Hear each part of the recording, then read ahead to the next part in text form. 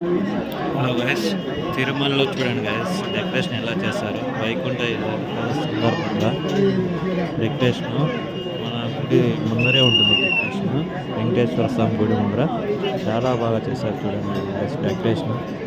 మేమైతే ఏకాదశి అయిన ఒక 4-5 రోజుల తర్వాత వచ్చినాము.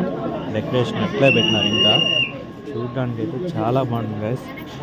మీరు తొందరగా వస్తే ఈ లోపల వస్తే ఒక 10 రోజులు వారం లోపల వస్తే ఈ డెకరేషన్ కూడా చూడొచ్చు. మీరు తర్వాత గైస్ డెకరేషన్ అయితే చాలా అద్భుతంగా చేశారు.